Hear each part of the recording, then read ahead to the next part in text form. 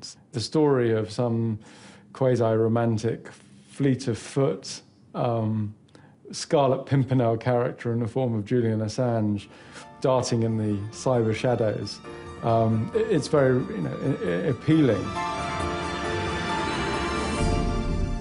I am very pleased to be amongst so many people I can respect.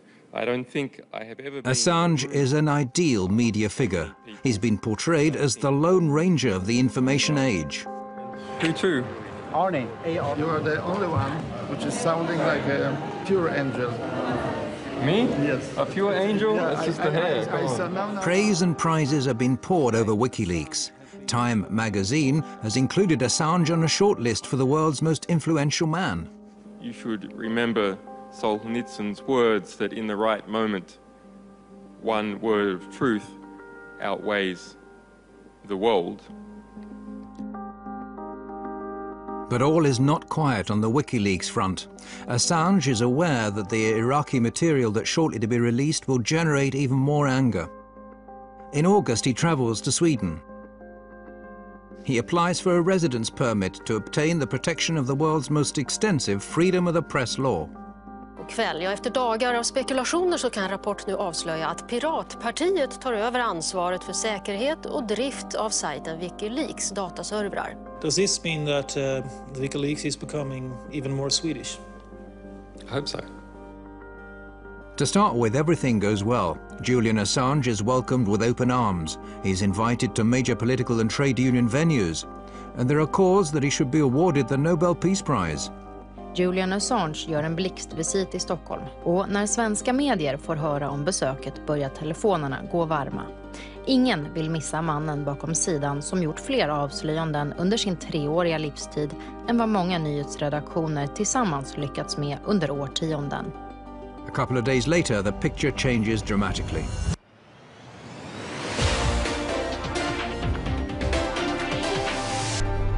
Åklagare har nu beslutat att inleda en förundersökning mot WikiLeaks-grundaren Julian Assange.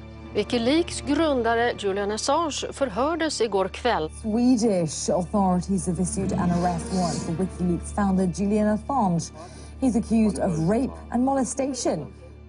On the 20th of August, Assange is accused of rape. The alleged crime is immediately leaked to the world press. Behind the accusation are 2 women who had casual relationships with Assange.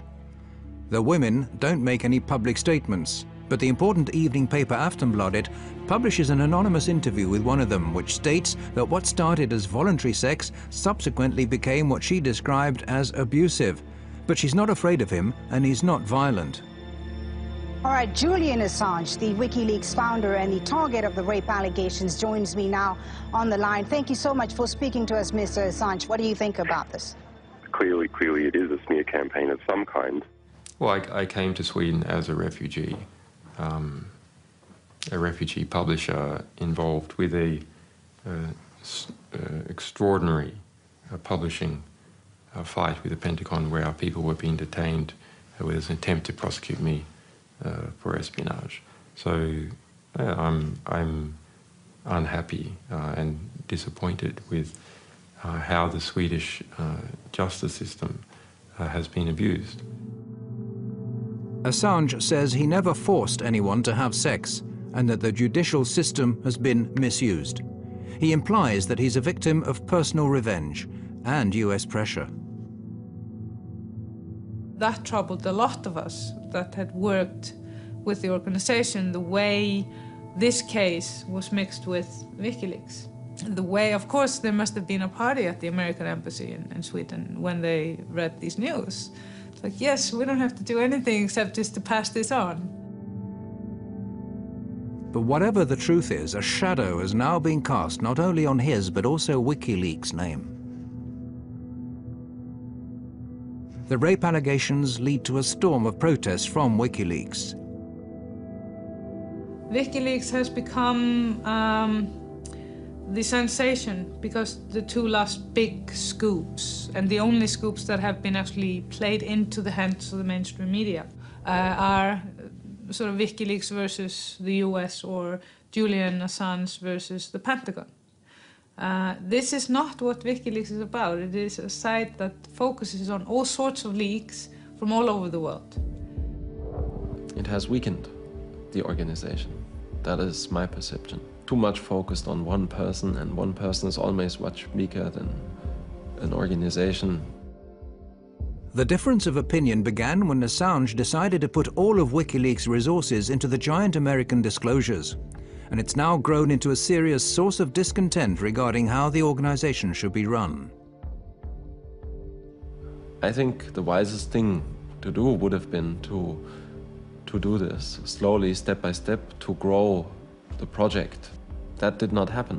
What happened was to pick out the biggest releases, to release these, to put all effort, all resources, everything we had into producing these releases.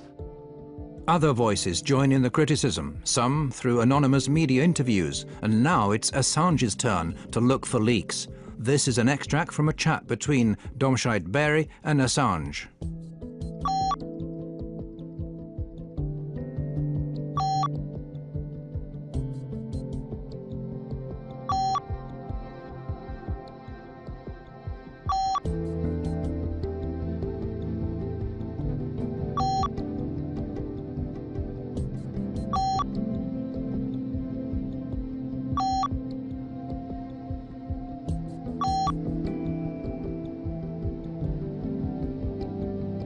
If you preach transparency to everyone else, you have to be transparent yourself. You have to fulfill the same standards that you expect from others. And I think that's where we've not been heading into the same direction philosophically anymore. The argument ends with Daniel and several others quitting WikiLeaks. Eventually this ended with me arguing with Julian about basically his dictatorial behavior, which ended in Julian saying to me that if I had a problem with him, I could just piss off, I quote. Those who quit the organization build up their own site on the quiet, OpenLeaks, to be run without an authoritarian editor and serve purely as an online distribution service, helping people deliver material anonymously to the media. OpenLeaks is a technology project that is aiming to be a service provider for third parties that want to be able to accept material from anonymous sources. Well, I'm inclined not to talk too much about the few people that have decided that their interests are not with the WikiLeaks anymore. What I hear is that some of the people are, contemplating to open up their own website with the same ideal as WikiLeaks, and I think that's an excellent idea, and I wish them well. I think it's the more the better. WikiLeaks continues to pursue its set strategy, which leads to massive media reaction when the next part of the material is published. I can't think of any case where a satellite news channel, the BBC Radio World Service, terrestrial channels and broadcasters and the internet are all going to go at the same time on a story. This disclosure is about the truth. They're the secret files from the Iraq war. Internetplattform WikiLeaks. Det är webbplatsen WikiLeaks som publicerat omkring 400 000 sidor hemligstämplade amerikanska dokument. So let me just say, with regards to the allegations of not intervening when coming across detainee abuse, not true. The Iraq leak hits the headlines around the world. Thanks to Assange's strategy, the leak has a huge impact and greatly boosts WikiLeaks' resources. Now 40 volunteers are brought in to work more or less full-time for the organization, with another 800 people available for specific tasks. WikiLeaks are well into planning the release of future disclosures. But first, there's still the final part of the US material to be released. For this latest release, we have chosen a different methodology. We have tried to pull it out over time, rather than having it all go out in one hit. This time, however, the new material contains disclosures, the consequences of which are far harder to assess than previous releases. Nu är de ute, de första av tusentals handlingar med hemlig amerikansk diplomatpost. The United States strongly condemns the illegal disclosure of classified information. In a storm of criticism, WikiLeaks are accused of threatening world peace. Are they and their media partners sufficiently competent to gauge the consequences of releasing hundreds of thousands of diplomatic dispatches, covering everything from nuclear reactors in Iran to Saudi Arabian domestic policy? Or is it again a matter of the end justifying the means? For Christian Whiten, things are much simpler than that.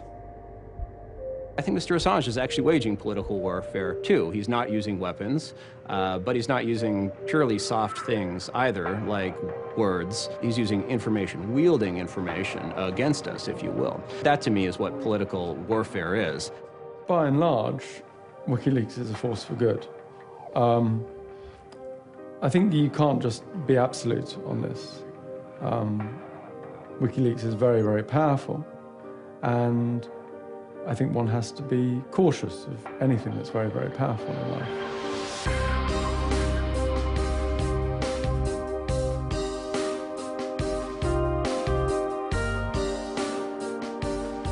WikiLeaks' website may disappear again tomorrow, or it may suddenly reappear in 1,000 other locations. History is still in the process of being written, and the rape allegations are a long way from being settled. One thing's clear: whatever happens, WikiLeaks have sown a seed, a thought that's impossible to erase. It's about new ways and new channels of disseminating classified information that'll have a profound effect on transparency, not only on the net, but in a broader global dimension. But what I really learned in the last 3 years is that a difference can be made bottom-up and not only top-down. Information does not respect borders. States are going to have to rethink how they approach information. Any state which fails to do this will cease to exist. Well, you know, if we're going to have a military and a defense policy, it's predicated on having information that is controlled. Of course, we're a democracy. We're one of the most open countries, I believe, in the history of the world. But information has to be protected in certain circumstances and denied to the public. Democracy without transparency is no democracy. I mean, that's just an empty word.